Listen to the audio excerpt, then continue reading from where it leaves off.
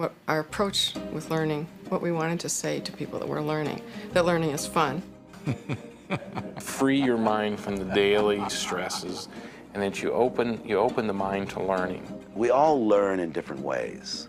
You know, I can't really tell exactly when I'm learning the most or when I'm creating the most, except that it's extremely necessary to have variety in the course of the day to really reflect and to do and to think.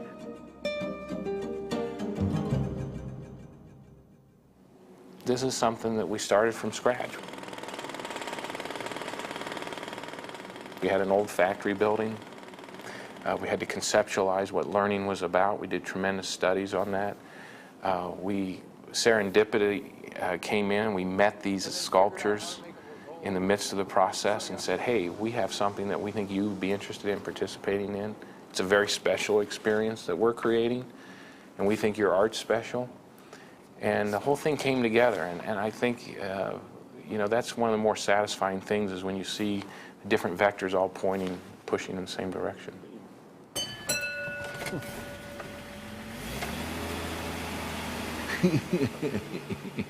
When I went to the Guibara studio, everything there, even the serious type sculptures, had just a little bit of whimsy to them. You know, life should have a little bit more joy in it.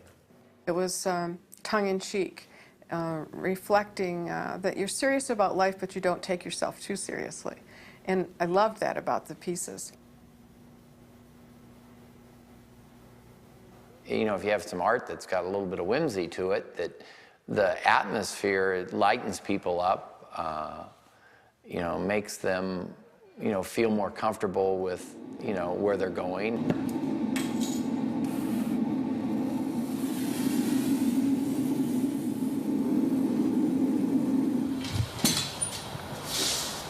One.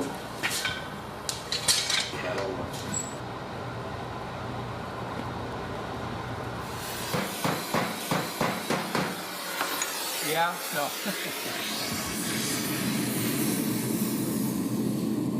And then this, let's see what this is.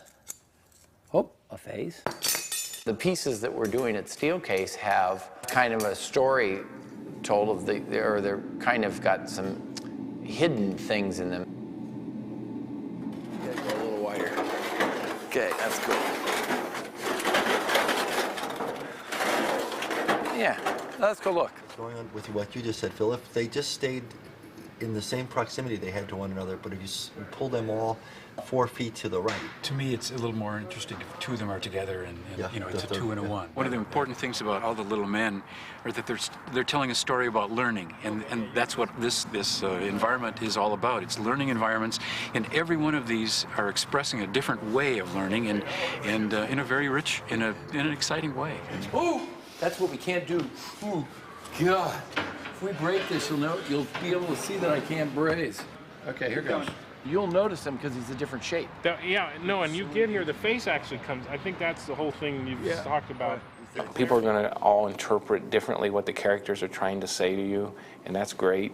I was talking to Albert about how the pieces are all rough around the body of them, but the head is all really smooth. And I said, is that because you're really trying to get at the user?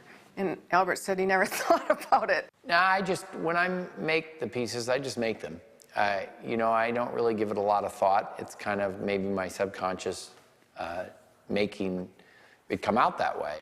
And so he constructed the ideas on the basis of knowing the learning was going to go on. I thought that was great to get that from a sculptor's perspective. Okay, so how would you address that? How would you...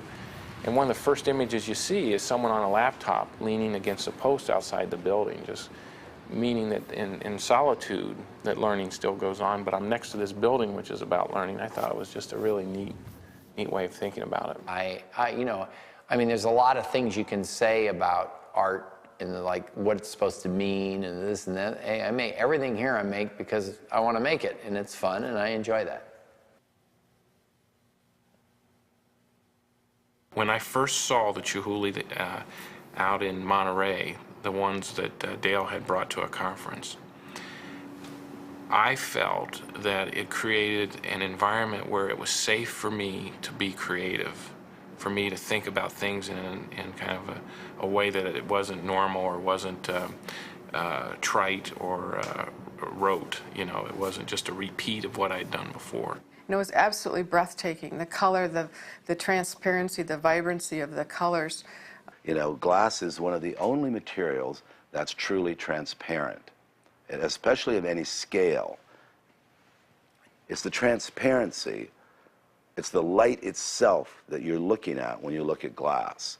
Only transparent materials have that power. They take light in itself, transport it through in whatever color you add to it.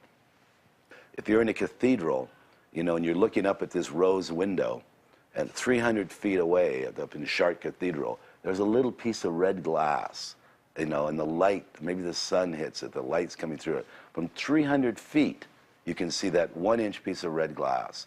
There's no other material you could put in there. I don't care how you light it, or how you paint it, or whatever pigment you put in it, that could possibly even come close to the power of that 1-inch square of glass. Well, I'll start maybe with some sketches. And I don't work in a way where I'm precisely trying to execute the piece. I'm just sort of drawing and thinking about color, thinking about the piece. Then we begin to make sample chandelier parts.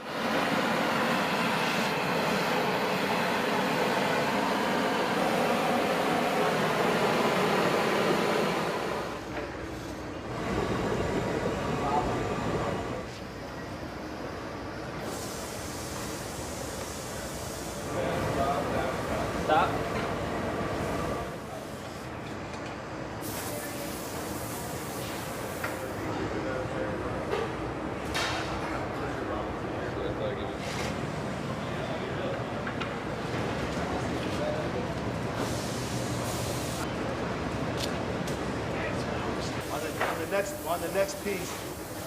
For me, you know, to be able to go out into my hot shop and make the parts for you, you know, some 500 parts to make a hanging sculpture or hanging chandelier, you know, whatever we call it. It's an object that has tremendous color.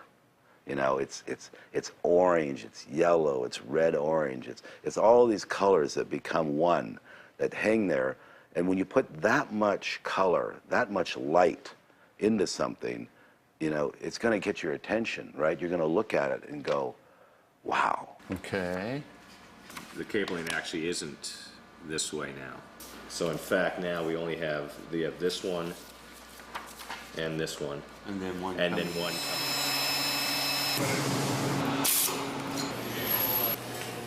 Then we build the piece full scale out here in Seattle at one of my studios.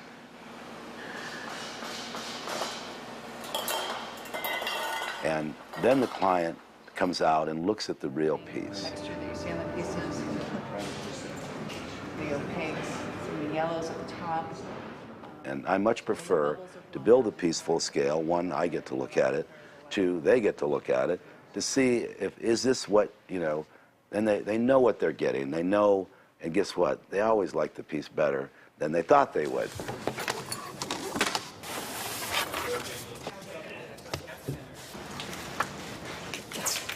Then when we go on location and we actually install the piece, then of course we've already built it and we know exactly what we're going to do. Somebody said to me, well, do you number the pieces so that you put them together back the right way?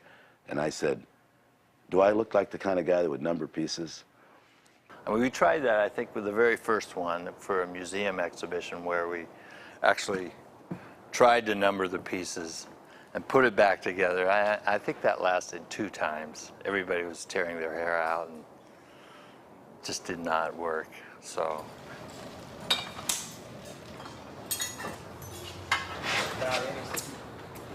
We're going to get a T-shirt that says, are the pieces numbered, and how many pieces are there, and how much does it weigh? So, and then the answers will be on the back of the T-shirt. So.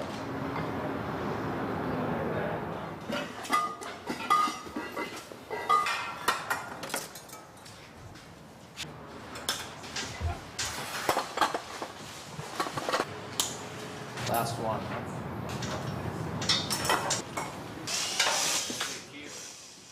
You know, I was just in Jerusalem where I have a big exhibition on, and 600,000 people have gone to the exhibition. You know what? I don't remember one person ever asking me what it meant. Of all the people I saw, with all the installations there, not one person came up to me and said, "What does that mean?" And it's interesting that when they see the work, they don't have to know what it means. They, I think, bring to it what they want to bring to it. It means something different to you, something different to you, something different to me. So we bring, you know, our own information to whatever we're looking at.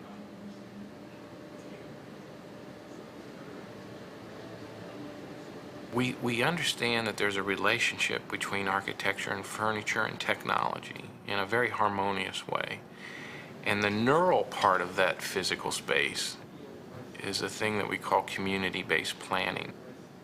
It's a way of thinking about the social ecology that goes on in that space. We would say to you that there's a role for art in that process. It's by far one of the most important signature things that we did was saying that there's a social comment here.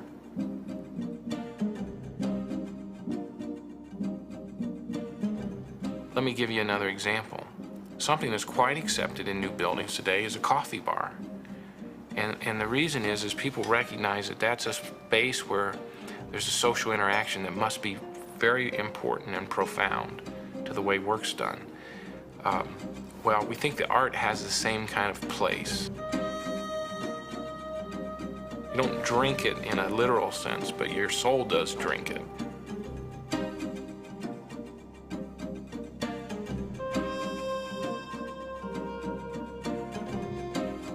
It has an impact in a way that makes work and fun and play and relaxation and all those words come together in an important way that says at the very end, this is a space where I'd like to be.